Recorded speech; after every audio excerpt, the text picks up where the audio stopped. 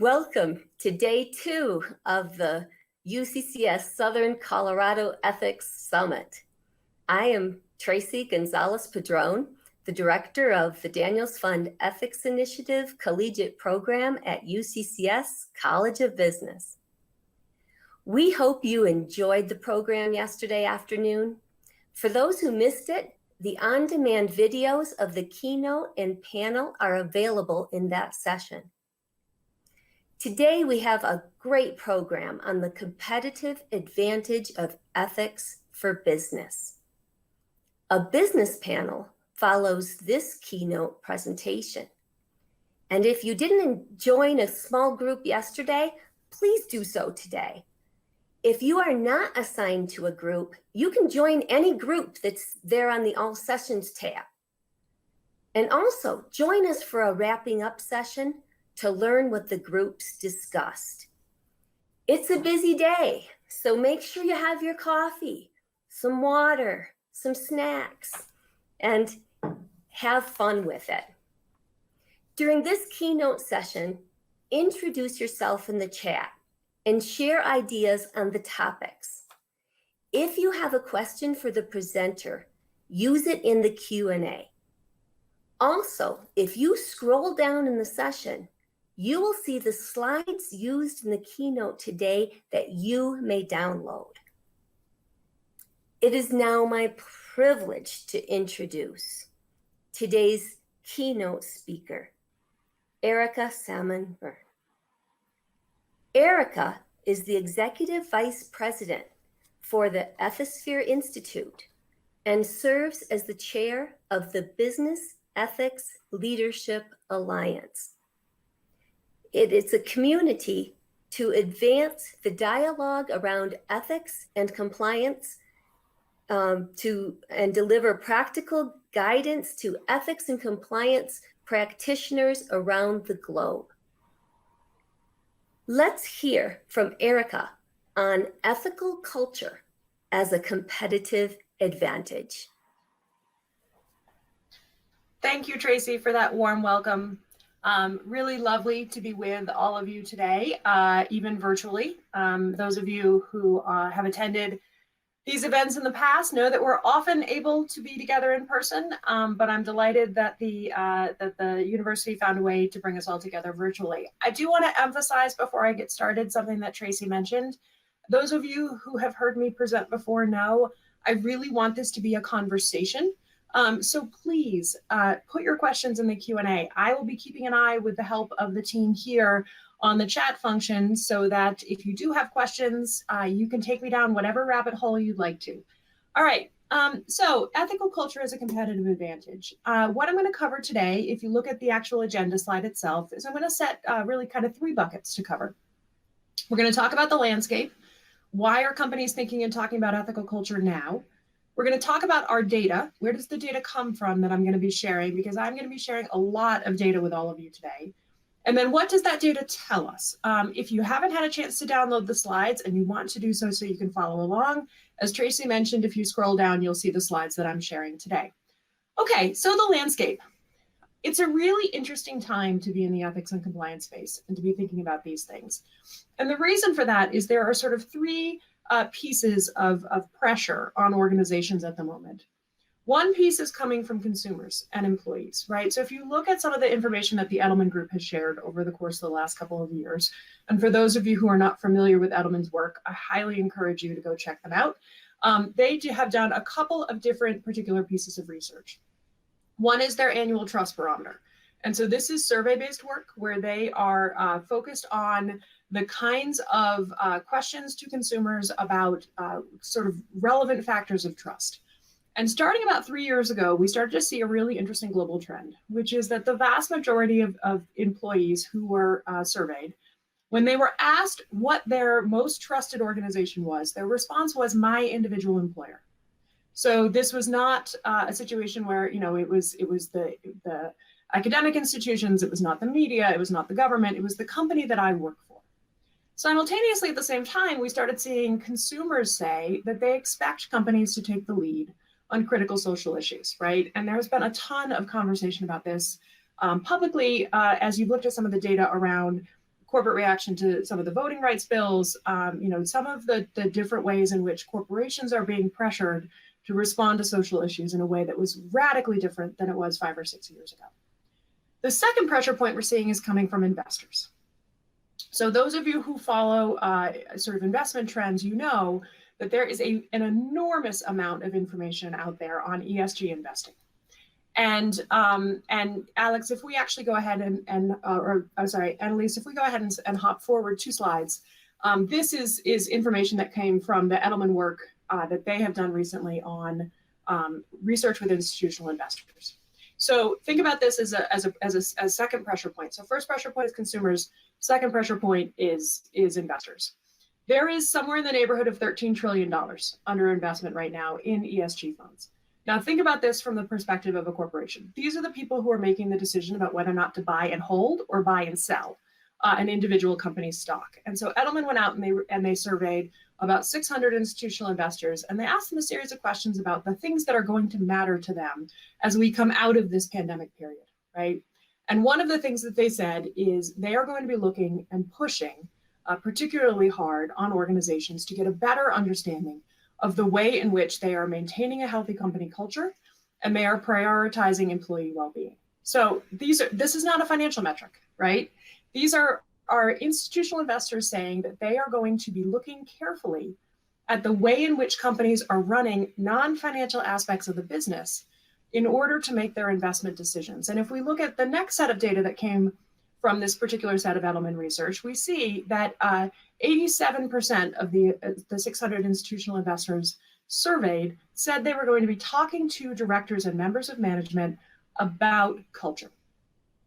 And so this is the reason why I say this is such an interesting time to be in the ethics and compliance space right now, because this is a place that ethics and compliance professionals are spending a tremendous amount of time focusing, in large part because questions are coming from the outside. And of course, if we also then look at that triangle piece, the other pressure point is the regulators, right? So the regulators are asking a lot of questions about culture as well. And all of it goes to the fact that if we look at, the way that State Street phrased it is really interesting to me, right? Because State Street really focused in their January 2019 investor letter, which I have here for all of you in the slides.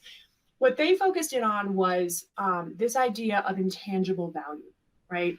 So those of you out there who are saying, okay, fine, investors are looking at culture, but they don't really mean it. Why does it matter, right? The reason it matters is if you look at the divide today compared to the 70s, right? 1970s, we saw the vast majority of companies' value was tied up in what we call tangible assets.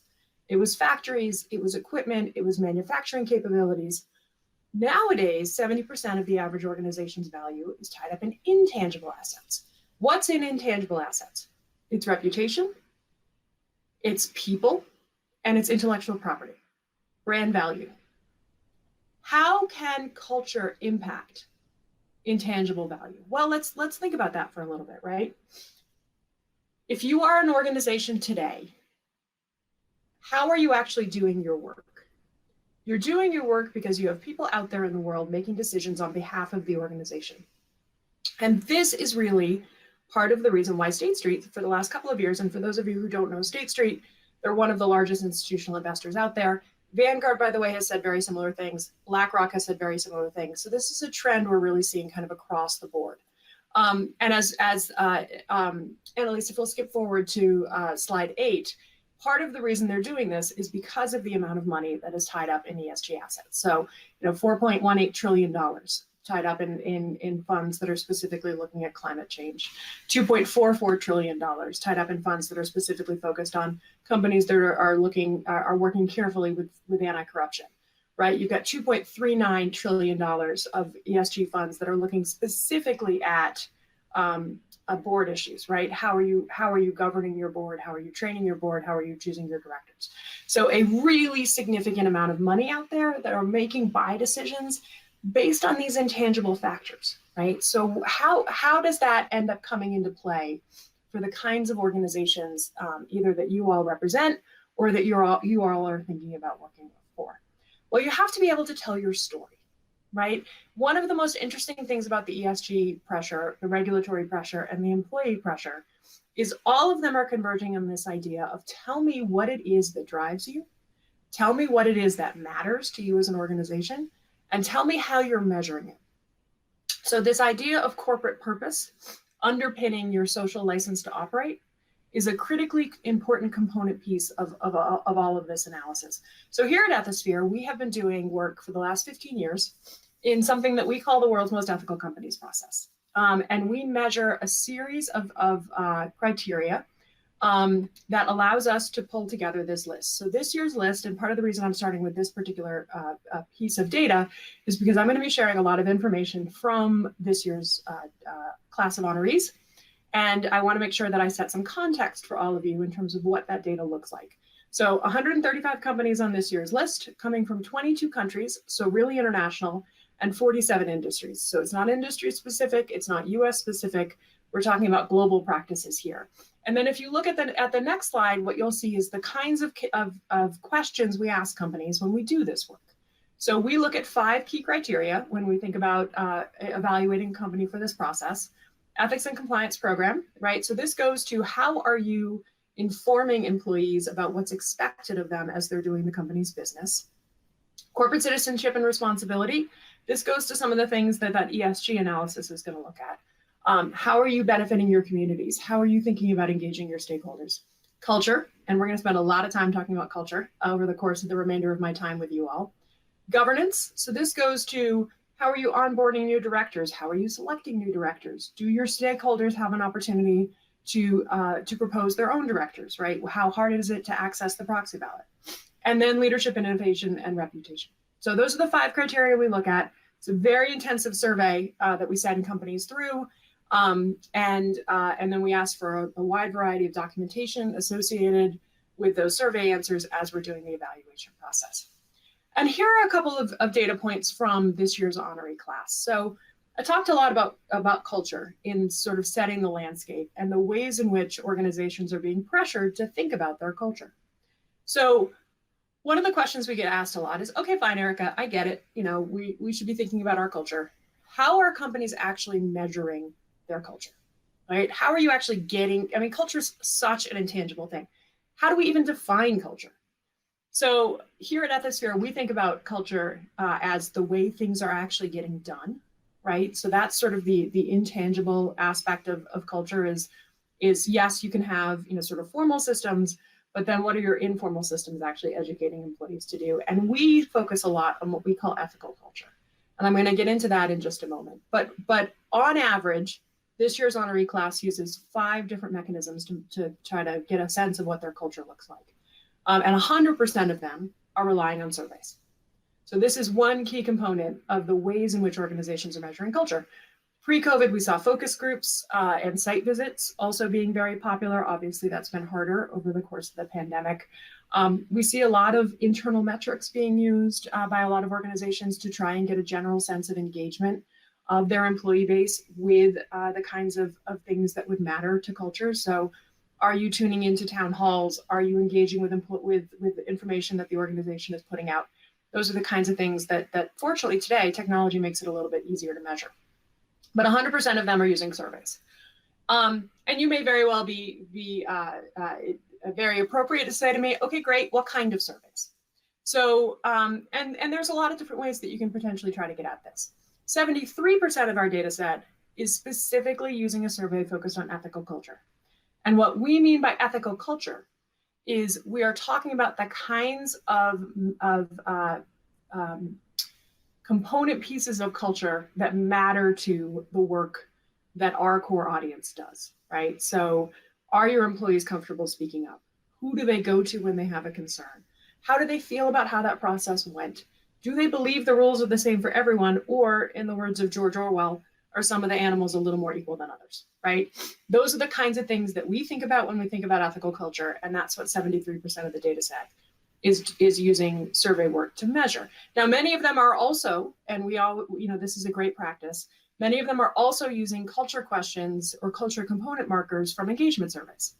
So engagement surveys are a very common tool. Lots of organizations have them, lots of organizations use them. And the interesting thing, if you have multiple metrics, is to layer that data, right? Where are my managers experiencing the highest turnover? Are those managers regularly talking about ethical culture, right? Where are my biggest safety issues? If I'm a manufacturing company and I've got good OSHA data, overlay that on top of your culture. You will get a picture, a data-informed picture of how particular managers are thinking about and talking about the importance of doing things the right way. Okay, so when we think about culture, and as I said, we've been focused on this for a couple of years now. For the last 4 years, we have been doing a ton of work with companies looking at actual culture survey data. So we are working right now with a culture data set that has about 1.2 million employee responses. It's about 2 years worth of data. It represents 150 surveys for companies over that 2-year period. And we measure around a couple of critical pillars. I highlighted for all of you the global nature of the world's most ethical companies data. Our culture data is similarly very global in nature. So as you guys we'll see in just a second with the geographic representation of the data set, we've got 46% of our data coming from North America, 6% of our data comes from Latin America, 20% of our data is coming from EMEA, and 28% is coming from Asia Pac. And the reason I highlight this is because every client we do this work with finds fascinating differentials in the demographic data. So for example, if you are a North American headquartered organization, I would encourage you highly to look at your metrics based on how far away people are from headquarters. So when we work with a North American headquartered company, for example, what we will often find is those employees who are Asia Pac based feel considerably less connected to the kinds of guidance that the company is putting out. So we often see as much as a 20% differential between the employees who are close to headquarters and the employees who are far from headquarters in terms of things like the code of conduct gives me good guidance on how to make good decisions, or I know where to find the company's policies and procedures. So look really carefully at your demographic criteria that's available to you as an organization and think about the different ways in which it is painting a picture of how connected your employees feel. And that's going to be important today. It's going to be even more important as we return to whatever post-pandemic work environment looks like, right? If you've got hybrid employees, thinking about, how are my hybrid employees functioning inside, the folks who are at the office and the folks who are remote. How do I think about keeping all of those people equally connected to the organization? All right, so what do we measure? We work, as I mentioned, around 8 kind of key core pillars of what we consider to be ethical culture. Pillars 1 and 2 are really about how employees feel about the resources that are given to them to make good decisions. So do they feel like the training's effective? Do they feel like they can find the policies? Do they understand what the policies say when they find them? Are they applicable to their job function? Good news is, for most organizations, pillars 1 and 2 are some of the highest performing pillars in terms of how employees feel about those resources. But again, as I mentioned, there's always interesting stuff in the demographics. Pillar 3, I'm not going to spend a ton of time on here because we're going to spend a lot of time talking about it, but it's really the core of the survey. Will you say something when you see something, right? If you make a mistake, will you ask for help? And who do you go to when you have those particular concerns? 4 measures pressure. Specifically, do I feel pressure to compromise company standards to achieve business goals?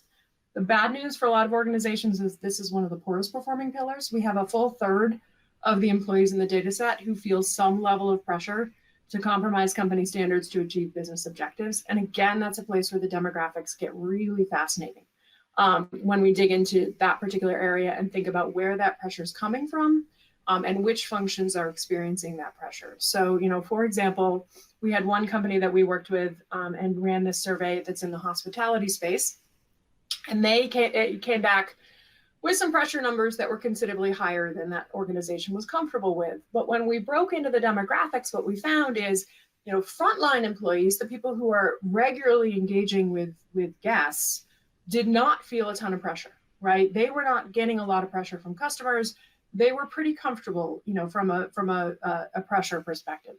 Where the pressure was coming from was that manager level, right? So what this particular organization realized was they had done a ton of work training frontline employees on how to diffuse a challenging situation and deal with a guest who was pressuring them for things to which they were not entitled, right? So they had sent their frontline employees through a lot of training about how to politely say no to a guest who's demanding an upgrade that they don't deserve. They had not sent those managers through it. So if I am a particularly challenging guest and I am fed up with dealing with this employee who has very politely and professionally told me no a dozen times, and I demand to speak to their manager, that manager is actually less prepared to deal with me than the employee that I was talking to before. And so this particular company that we were working with ran all their managers through that particular training, reran the survey on the pressure pillar in particular. So they ran what we call a pulse survey just on pressure. And lo and behold, the issue was gone, right? Managers felt prepared to deal with customers who were pressuring them to compromise company standards. So again, demographics can be incredibly helpful in helping you kind of spot those particular issues and figure out how to address them. Okay, organizational justice. This is one of my favorite pillars. And again, I'm not going to spend a ton of time on this one because we're going to spend a lot of time talking about it. But this is the animal farm pillar, right? Are all the rules the same for everyone? Or is the highest performing salesperson allowed to be an absolute jerk and leave dead bodies everywhere they go, right? That's really what organizational justice gets at. And we're going to talk about why that matters. Manager perceptions, we're going to spend a lot of time talking about. I will highlight for you all now. Managers are the fulcrum around which your culture swings. So, to the extent that you are going to focus as an organization on just one group, focusing on your managers is where you want to spend your time. Because the person who's most influential to me on my behavior as an employee is my manager, right? That's the person that matters in my universe. Leadership perceptions measures employee perceptions of senior leadership, and then peer perceptions, again, super high performing part of the organization because most people seem to feel pretty good about the people that they work directly with. Great question on that came in from the chat. Thank you guys for sending those in. Do you try to measure for employees who may be lying on their surveys, regardless of anonymity? Yeah, it's a really good question, and this is absolutely a challenge in terms of making sure that we are comfortable that the data is something that we can really rely on from a client perspective. So we have a couple of different checks that we use during the course of the survey process. The place I will tell you that most employees seem to be, I'm not going to say it lying exactly, but potentially stretching the truth a little, is actually in the demographic criteria. So one of the checks we run with all of our clients is as the survey results are coming in, we will tell them, you're getting X number of results from this particular business unit, you're getting Y number of results from this particular region.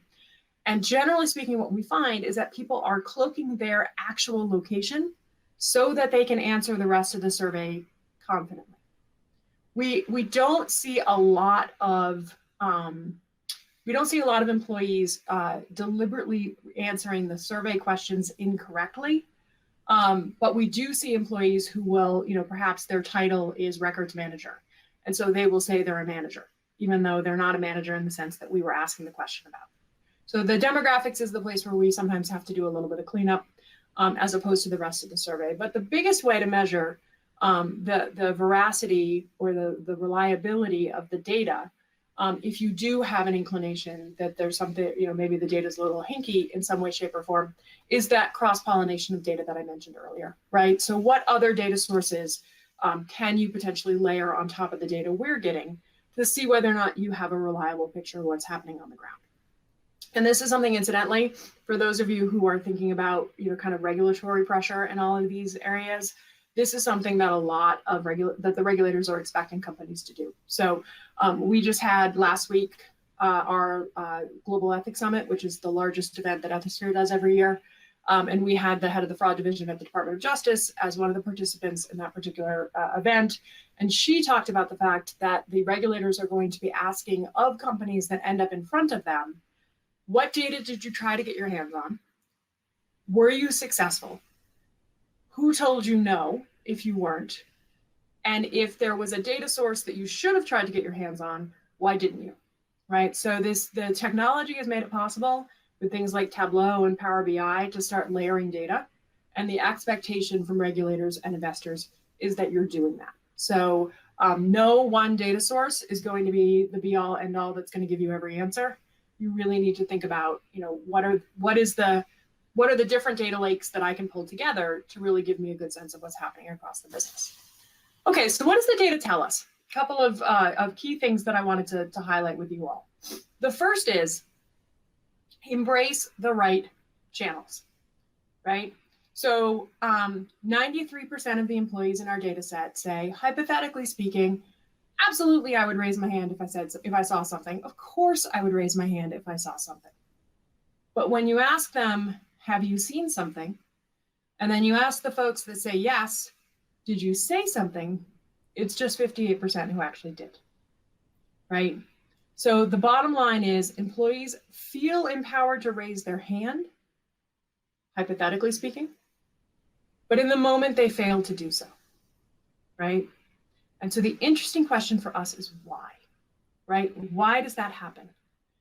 And what you find is you've got a couple of key factors. The first is fear of retaliation, right? If I say something, something bad is going to happen. The second is a feeling that nothing's going to happen anyway, so why should I bother? And so I'm going to set the second piece aside because we're going to talk about that in the context of organizational justice. But that retaliation piece is really important, right? Because what we find when we look at when we do a pivot analysis of some of the other data in the survey is the question we ask employees, do you believe that the non-retaliation policy is enforced, right? Of those employees who said yes, 73% of them reported the misconduct they observed. Of the employees who said no, it's just 34%, right? So if you go back to that 58% who actually said something, the bulk of those are made up of people who had faith that the non-retaliation policy is actually enforced. And this is critically important. How are you talking to your managers about non-retaliation? Because what we find when we dig into this with companies is what they're talking about illegal retaliation, right? They're talking about tangible employment action. They're talking about denying somebody their PTO. They're talking about not giving somebody a promotion. When you talk to employees about what they experience as retaliation, they talk about, I got the cold shoulder. They talk about, people stopped inviting me to lunch. I got pulled off the good projects. We did an office reorganization and my desk was moved closer to the bathroom. We did an office reorganization and my desk was moved closer to the microwave, right? Those are the kinds of things that employees talk about when they talk about retaliation. Let's also talk about timing, right? Most employees who say they experienced retaliation experienced it in the first 2 weeks after they raised a concern. Now, those of you who have worked inside of organizations, what happens in the first 2 weeks after an employee has raised a concern from the compliance side of the house? You're ramping up your investigation mechanism. Maybe you've talked to the person who's raised a concern, maybe you haven't. Maybe you've talked to some witnesses, maybe you haven't. Have you finished your investigation in 2 weeks? In the vast majority of cases, absolutely not, right? The amount of time to do a good investigation right now, according to the case management providers, is running between 30 and 47 days, right? So you're out here at the month to month and a half metric, and your employees right here in that first 2 weeks. Who's key in that first 2 weeks? The manager, right? The person to whom you have had to go as the compliance officer and say, you know, here's what's been raised. And so how are employees raising concerns? Because this is the other key piece here. For every one employee that goes to the hotline, 3 of them go to HR and 6 of them go to their manager, right? People are 6 times more likely to go to a person with whom they work regularly than to call the hotline. And this, we think, is part of the reason why we have seen such a dramatic decrease in employees raising concerns right now during the pandemic. Why? Because now to talk to my manager, I have to be super formal. I have to ask for time on their calendar. I have to set up a Teams. I have to set up a Zoom call. I don't get the opportunity just to swing by their office and say, hey, do you have a second, right? What does that mean for managers, particularly managers who are managing hybrid employees? Those managers have to be so much more intentional about connecting with those people, right? You have to be so much more focused about connecting with those people.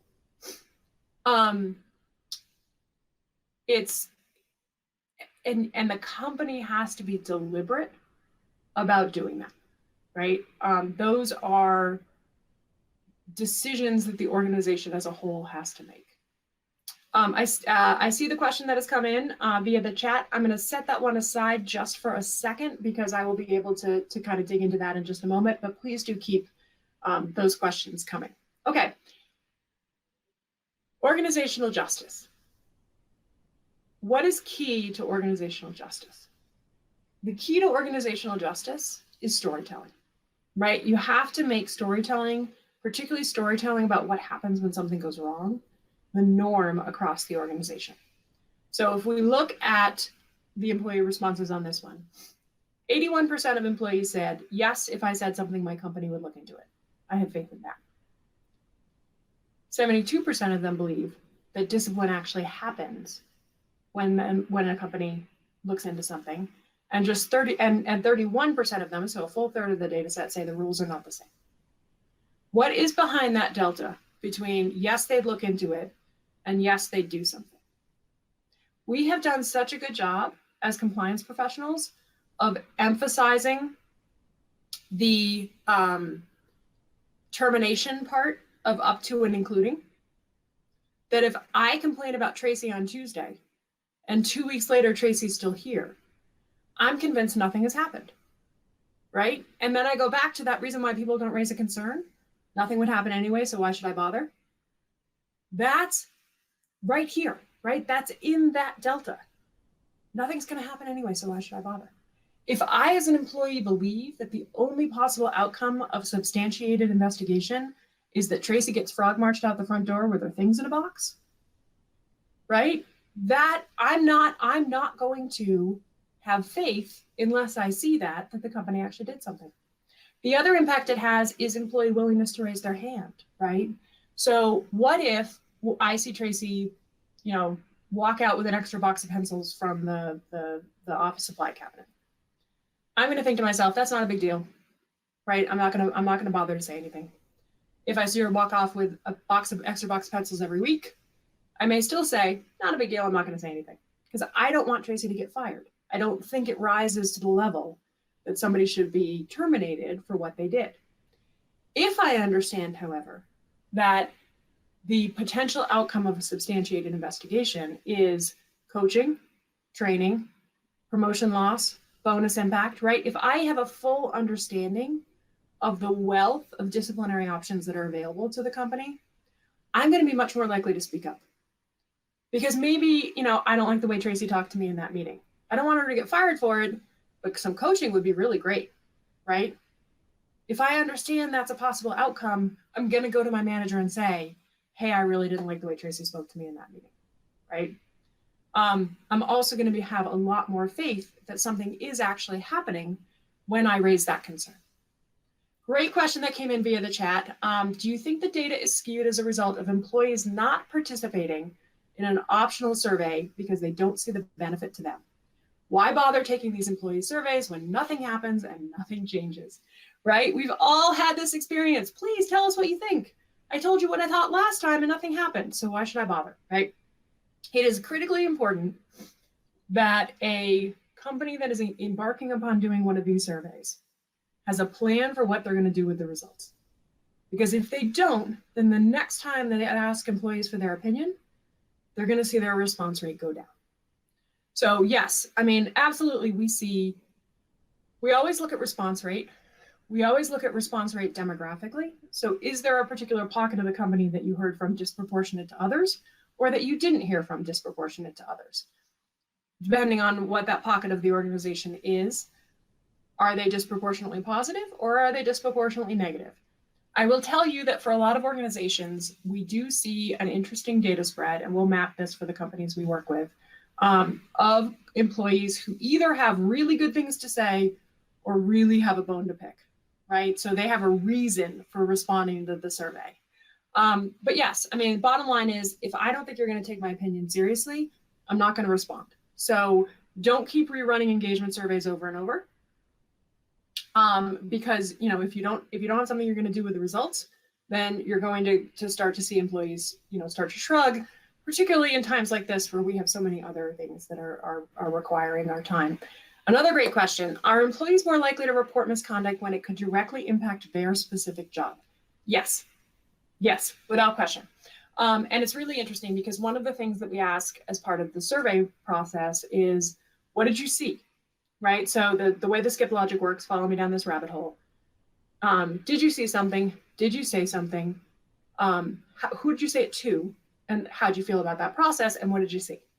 The most common reported misconduct is harassment and discrimination, followed by conflicts of interest. And conflicts of interest we map to specific parts, to specific job functions. And we tend to see employees raising their hand about conflicts of interest in functions that are impacted by conflicts of interest. So procurement, super likely to report conflicts of interest issues. Sales, likely to report conflicts of interest issues. Fraud ends up becoming something that is often reported in finance, right? So, finance employees who saw fraud and reported it. So yes, there absolutely is a correlation between the kinds of risks that an employee sees and the employees who then choose to report that particular risk. Part of that is a lot of organizations spend time training employees more specifically for the risks that their job would present the organization with. So part of the reason that harassment and discrimination is sort of so universally identified as a type of misconduct is most employees understand what harassment and discrimination looks like, right? And they can identify that particular kind of misconduct. And then some other kinds of misconduct that are a little bit more specified are more likely to be able to be spotted by someone who has been trained because of the job they're in to particularly be able to identify that issue. All right, so think about telling stories about the investigation process to really get at that disciplinary piece. And then managers, right? I've talked about this a little bit already. My manager is hands down the most influential entity on my lived employee experience from a culture perspective. They're my most likely channel. They're also going to tremendously influence my perceptions of the organization as a whole. And most managers, we've all lived this, right? Most managers are not promoted to be managers because they're good at being managers. They're promoted to being managers because they're good at the job they were doing before. They don't know how to manage, right? Particularly if you're a first-time manager. So it is incumbent upon the companies that we work for to prepare us to be the kinds of leaders that they need us to be. So if my manager regularly discusses ethics-related topics with me, and this might look like, hey, we're responding to this particular RFP. I just want to remind everybody that we're responding to it. And if you have any potential contacts with this particular organization, please let me know, right? That's organizational conflicts of interest. Manager double checking to make sure that there are no issues before the company responds to the RFP. If my manager's regularly doing that kind of thing, and by regularly, I mean, between quarterly and monthly, so not often enough that it's not surprising to me, I'm 97% more likely. Let me rephrase this. 97% of the employees in that particular bucket of data were comfortable going to their manager with questions and issues. 90% of them believe that senior leadership acts the way that they talk, right? So walks the walk instead of just talks the talk on the importance of doing the right thing. And then 66% of them reported the misconduct that they observed. So if we go back to that original slide, remember 58% actually report. The majority of that group are in this group of employees whose managers are regularly talking about ethics and compliance related issues.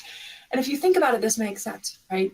So if I'm transparent and open about the way I make decisions, if I talk about some of the ethical issues that impact my decision-making processes, my employees are going to be comfortable coming to me with concerns, right? Because I have shown myself to be open to those kinds of conversations. I have shown myself to be someone who is able and comfortable sharing those kinds of thought processes and walking through those. And one of the things I always like to emphasize with companies when I talk about speak up culture is a speak up culture does not end at the ethics and compliance office, right? You don't just speak up on code of conduct issues. You don't just speak up because you think somebody might have behaved inappropriately in a meeting. You talk about client challenges. You talk about new product ideas. You talk about risks that you're facing or that you think are evolving. You talk about competition that you see in the market. You talk to your manager, right? A speak up culture is one where people are comfortable using their voices at work. And the benefits of that are enormous and far beyond the ethical culture component piece. I saw a question that came in via the Q&A was, do you think that companies are really committed to ethical behavior, or is it just PR, right? The kinds of companies that build the kinds of cultures where employees are comfortable raising their hand and talking about these issues have built cultures that are going to financially outperform. So I do think there is a cadre of companies, absolutely, that understands that if you have an environment in which your people are comfortable using their voices at work, you are going to be a better performing company over the long term. You're going to hold on to your employees. You're going to have more productive and engaged workforce. You're going to have less turnover, right? And if you look at any of the HR data that we've seen over the course of the last several years, you are going to see how expensive, incredibly expensive turnover is, right? And if you contrast that with the Microsoft study that came out a couple of weeks ago that Bloomberg covered, 41% of employees said they were looking for a new job this year, right? Coming out of the pandemic, as the labor market eased, people are going to start moving around. Incredibly expensive to fill an open role. Why do people leave jobs? They're managers, right? So again, focusing in on your managers and making sure that they have an attitude of gratitude for the information their employees are bringing them, critically important. Because if a manager never talks about these kinds of issues, never engages in what I like to call decision-making out loud, isn't authentic about the way in which they are addressing particular challenges, the impact on a lived employee experience is dramatic. So if we, yep, thank you, Annalise. If you'll go ahead and pop up the next couple of data points. So look at this delta, right? Look at this delta. 97% of the frequent group comfortable going to the manager with issues. Less than half of the employees whose managers never discuss these issues say they're willing to go. Less than 40%, 39% say senior leadership acts ethically, right? And again, that's the delta between talking the talk and walking the walk. And then just 37% actually raised their hand and said something when they saw something. So those are, some really stunning deltas, and it all pivots. We call this the 6-4 pivot. It all pivots off of manager behavior.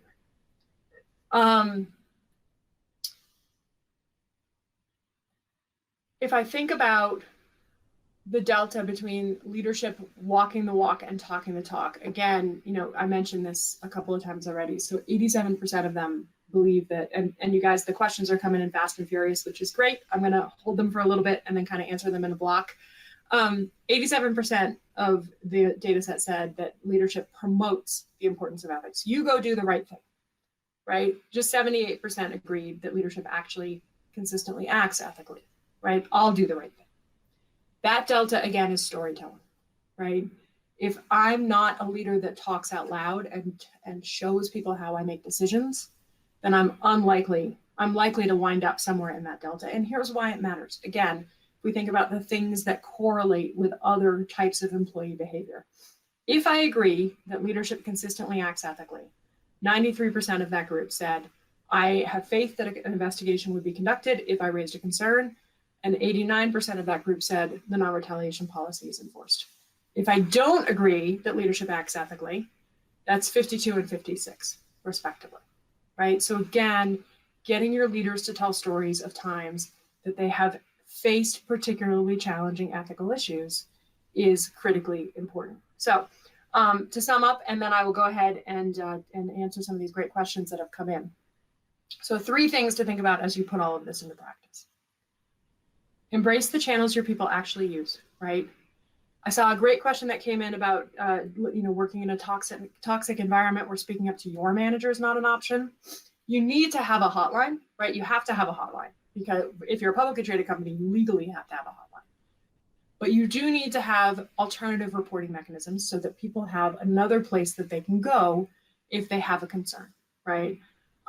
But don't fight the way that people really do want to raise concerns, because if I have a really serious concern about something, I want to go talk to a person.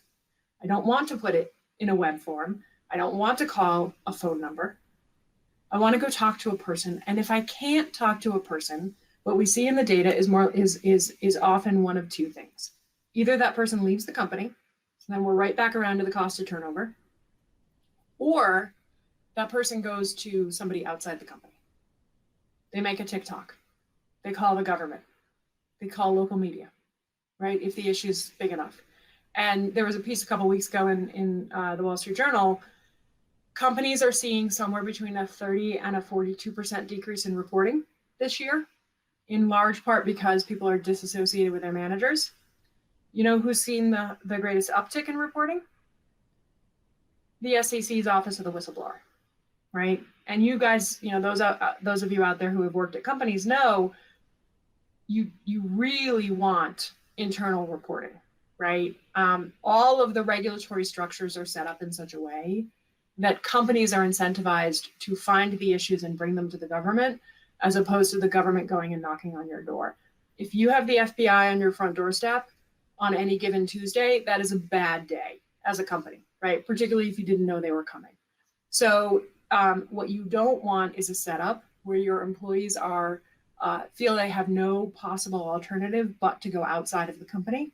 You don't want a setup where they feel like every reporting channel internally is blocked, and so they have to use external channels. The easiest and fastest way to fix an issue is for your employees to tell you it's happening directly. So embrace the channels that people are comfortable using, set up alternatives to my direct manager. If my direct manager is somebody who simply cannot take bad news, one of the pieces of advice I always give to people who are talking to managers is to ask managers to pause and consider what their response is when something goes wrong. Because my ability to maintain an open door environment as a manager is very closely tied to my ability to hear bad news and not overreact to it and not look to assign responsibility, right? If my failure response as an organization or my failure response as a manager is let's figure out who screwed up, people are going to hide things until they absolutely cannot any longer keep you from bringing it forward, right? Until like the last possible minute when it's almost impossible to fix it, and they've run out of rope. That's the point where they'll bring you in because they're scared of telling you that something has gone wrong. If instead, as an organization or a manager, your response to bad news or something going wrong is, okay, let's figure out how we're going to fix this. And then once we're past fixing it, we're going to do a root cause analysis and figure out how it happened and how we keep it from happening again in the future, right? We're not looking to assign blame. I'm not going to scream at anybody. Those are very different working environments from an employee perspective. And if you are in the latter, you are much more likely to say, hey, I screwed up. I need help, right? So quizzing your managers to think about their failure response. Make stories the norm. Tell stories, right? If you guys walk away with nothing else from today's presentation, you will probably remember at least one or two of the stories I told you, because we as human beings are hardwired to learn through story. So make stories the norm. Share things that have happened inside the organization. Use somebody else's misfortune from outside the organization as a teaching moment to say, here's how I would have handled this particular situation. Let's talk about whether that could happen here or not, right? Make stories the norm. And then embrace your managers as your messengers, because they are so incredibly influential. And a big part of the reason why I spend so much time talking about culture is because of the analysis that we do every year of the world's most ethical companies list. So for those of you who have tracked us for a while, you know we have something called the Ethics Premium. That is our analysis of the financial performance of the publicly traded companies on the list every year. This year's Ethics Premium is 7.1%. And that means that the companies on our list outperform the S&P 500, which was this year's comparable large cap index, by 7.1% over 5 years. And every time I present this slide, the question I get is, what's the causation? I'm not saying we have causation. It's certainly not being on our list, right? Because, you know, each year we release the list annually. But having the kinds of practices that would land you on our list, I do believe is the underpinning causation here. Because then you have more engaged employees, right? You have lower turnover. You have a lower likelihood of spending a ton of money on legal fees and fines and restitution, right? Because the companies that end up spending, that end up having those large issues, generally speaking, do not make our list because the way that we rank the scoring. And as everybody who has worked at a company knows, there is no P&L for fines and penalties. Siemens had one years ago for paying bribes, but that's because it was legal under German law at the time. But there is no P&L for fines and penalties, right? When Walmart was going through its FCPA issues, it spent $850 million on building their FCPA program. That money came out of competing with Amazon, right? That money came out of R&D. That money came out of their ability to enter new markets. It comes from somewhere else. So while I'm not going to say that we necessarily have the causation completely pinned, those are a couple of the things that we think end up going into this particular set of outperformance. Okay, so I got some great questions. I'm going to go ahead and scroll back, but if anybody has anything else that has been sort of in their mind, please do go ahead and send it in. All right, how does South American data distinguish itself? And what's the delta from an issue reporting perspective? This is such a great question. And for whomever asked it, I strongly encourage you to keep an eye on the reports that we're going to be releasing over the course of the next couple of months, because we're going to do a lot of regional cuts. The most interesting place that we end up seeing deltas is in willingness to raise your hand, which is primarily lower in Asia Pac as opposed to South America. So the biggest sort of downturn we see is in significantly hierarchical cultures where people are unwilling to make their manager look bad, right? So that's an area where we end up encouraging companies to look at other available metrics, to think about the ways in which they might be able to have a picture emerge of the ways in which people are actually addressing misconduct and might potentially be raising issues. So that is one of the things that we end up seeing. The question of issue reporting being global, though, it's really interesting. Hotline use obviously is minuscule in Europe. That's a legacy, of the history of continental Europe in particular. Employees there are very unwilling to use any kind of a hotline. So we see in-person or person-to-person reporting in those regions, spike very significantly. But really the bottom line in all of this is, understanding your employee base, understanding the ways in which you're going to motivate those employees to raise their hand and tell you what's going on, and particularly thinking through, have you bothered to tell them why it matters, right? This goes back to my point earlier about making storytelling the norm. Have you bothered to tell employees that it really matters that they raise a concern, and here's why? Have you given them examples of situations you have been able to fix? Have you given them examples of places where a process has been improved? Have you given them examples of, have you celebrated the employees who have raised a particular concern? The kinds of things that companies want to incentivize, that they want organizations and employees to think about when they are encouraging a speak up culture. Have you bothered to tell them the why? Right? Those are the kinds of things that we end up always encouraging companies to do, whether before a culture survey or after. I did want to circle back around on the point that somebody in the Q&A made about having a plan to follow up with employees after the fact about what you're going to do with the results of the survey. It's, again, incredibly important to be able to actually do something with the results. In fact, it's so important that I would say, if you are working at a company where you don't think you're going to have any authority to do anything with the culture survey results, then you shouldn't do it, right? Because you will burn the goodwill of your employees by asking them these questions and then not acting on the answers. It's really, if you don't have the authority inside the organization to do something with the rocks you turn over, then leave the rocks in place. Because it can be so corrosive from a cultural perspective. Okay, great. Well, I don't see any further questions. I think I got to them all. I answered the PR question. Yeah, I think I got to everything. Thank you guys so much for your time and attention. Really appreciate it, and enjoy the rest of the conference. Thank you, Erica. this is, technical difficulties, right? Technical friction. That's what we've started calling it. It's technical friction.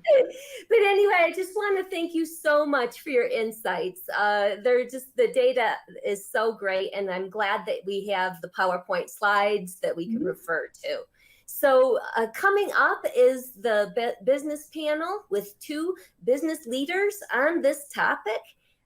We don't have a lot of time, so take a minute and stretch, and we will see you at the next panel. And thank you again, Erica. I think that your insights were just very valuable. My pleasure. Absolutely. Thank you guys for the great questions.